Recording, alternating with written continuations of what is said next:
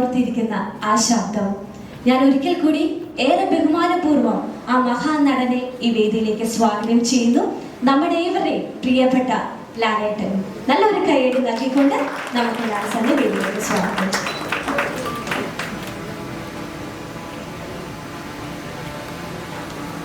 എല്ലാവർക്കും നമസ്കാരം.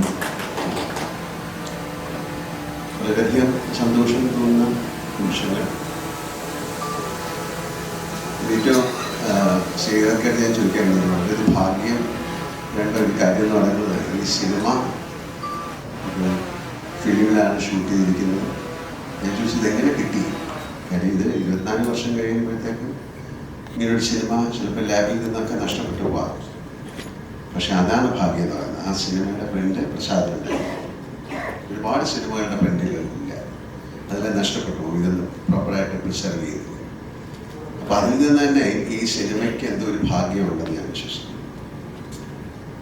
ഇതിൽ പറയുന്നത് ആർക്കും ആരോടും എന്തോ പറയാനുണ്ട്. പക്ഷെ ഇപ്പം ഞങ്ങൾ മനസ്സിലാക്കുന്നു, ഞങ്ങൾക്ക് നിങ്ങളോട് എന്തോ പറയാനുണ്ട്. ഈ സിനിമ അത്രയും എനിക്ക് ഏറ്റവും ഇഷ്ടപ്പെട്ട സിനിമകളിലൊന്നാണ്. ആസ് ആൻ ആക്ടർ ഇപ്പോഴും ഞാൻ ഇടയ്ക്കിരുന്ന് ഇതിൻ്റെ സിനിമകളിലെ പാട്ടുകൾ കാണാറുണ്ട്. എന്തൊരു മഹാനുഭാവനുമായിരുന്നു മറ്റു പാട്ടുകളൊക്കെ ഞാൻ കാണാറുണ്ട്. ഇതിലെൻ്റെ കൂടെ അഭിനയിച്ചിരിക്കുന്ന ആൾക്കാരെ ഞാനിപ്പോൾ ഓർക്കുകയാണ്. ജയപ്രദ, വിജയലക്ഷ്മി, മുരളിച്ചേട്ടൻ, ഒരുപാട് പേര്, അവരെയൊക്കെ ഞാൻ ഓർക്കുന്നു. എന്തുകൊണ്ട് ഈ സിനിമ ഓടിയില്ല എന്ന് പറഞ്ഞു കഴിഞ്ഞാൽ, ഇപ്പോൾ അദ്ദേഹം പറഞ്ഞ പോലെ ഇത് കാലം തെറ്റി വന്ന സിനിമ എന്നൊന്നും പറയുന്നില്ല. എന്തെങ്കിലും കാരണം കാണും. അന്ന് ആർക്കും എന്തോ ആരോടോ പറയാനുള്ളതെന്ന് മനസ്സിലായിട്ടുണ്ടാവില്ല. തീർച്ചയായിട്ടും ഞാൻ ശിവയോട് ചോദിക്കായിരുന്നു, നമുക്ക് ഒരു സിനിമ ഒരു പക്ഷേ മറ്റ് സിനിമകളുടെ കൂടെ ഇറങ്ങിയതുകൊണ്ടായിരിക്കാം, അല്ലെങ്കിൽ ആ സിനിമയുടെ ടേസ്റ്റ് ആൾക്കാരിലേക്ക് എത്താൻ സാധിക്കാത്തതുകൊണ്ടായിരിക്കാം. പക്ഷെ അന്ന് ഈ സിനിമ കണ്ടപ്പോൾ എല്ലാം അത്ഭുതമായിരുന്നു. അതിൻ്റെ സൗണ്ട് ആയാലും മ്യൂസിക് ആയാലും ക്യാമറ ആയാലും എല്ലാം. പിന്നെ എന്തുകൊണ്ട് ഓടിയില്ല? എത്രയോ വലിയ സിനിമകൾ, നല്ല സിനിമകൾ ഓടാതിരുന്നിട്ടുണ്ട്. അത് എന്തുകൊണ്ടെന്ന് ചിന്തിക്കാൻ പോയാൽ അതിനൊരു കറക്റ്റായിട്ടുള്ള പ്രോപ്പർ ആൻസർ ഒരുപാട് കാരണങ്ങളുണ്ടാവും. പക്ഷേ സിബി അതിനെ വീണ്ടും റീഎഡിറ്റ് ചെയ്യണമെന്ന് പറഞ്ഞിട്ട് അദ്ദേഹത്തിന് ഇപ്പോൾ ഈ സിനിമ എങ്ങനെ കാണിക്കണം, ഞങ്ങൾക്ക് നിങ്ങളോട് എന്ത് പറയാനുണ്ട്, എന്തോ പറയാനുള്ളത് നിങ്ങളെ കാണിക്കാനായിട്ട് അത് അദ്ദേഹം മനോഹരമായി ചെയ്തിരിക്കുന്നു എന്നാണ് ഞാൻ മനസ്സിലാക്കുന്നത്. എൻ്റെ ജീവിതത്തിലെ, സിനിമാ ജീവിതത്തിലെ ഏറ്റവും നല്ല സിനിമകൾ തന്ന സംവിധായകനാണ് അദ്ദേഹം. എൻ്റെ ആദ്യത്തെ സിനിമ വെണ്ണിൽ വിരിഞ്ഞ പൂക്കൾ മുതലുള്ള ബന്ധമാണ്. എത്രയോ നല്ല സിനിമ. ഞാനിനി ഇവിടെ പറഞ്ഞത് സിനിമ, 2 സിനിമകളെന്ന് പറഞ്ഞ സതയാണ്. സിനിമ സതയമാണ്. പിന്നെ സിനിമയെ കുറിച്ച് പറഞ്ഞു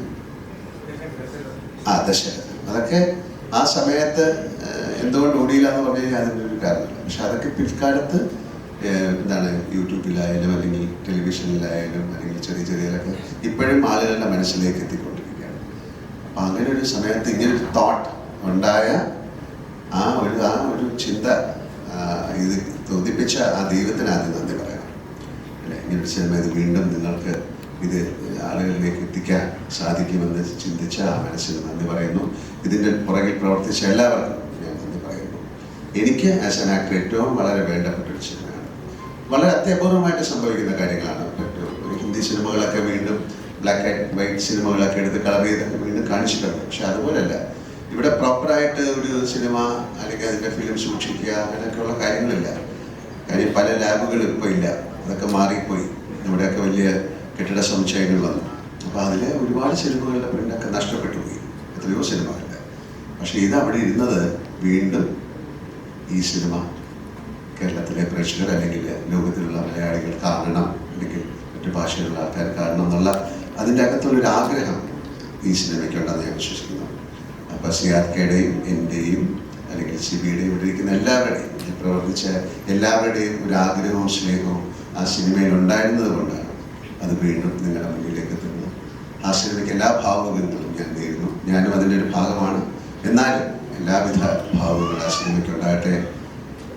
നല്ല നല്ല സിനിമകൾ ഉണ്ടാകട്ടെ. അത്തരം സിനിമകൾ കാണാൻ നല്ല പ്രേക്ഷകരുണ്ടാകട്ടെ. ആ സിനിമകളിലൊക്കെ അഭിനയിക്കാൻ ഞങ്ങൾക്ക് ഭാഗ്യം.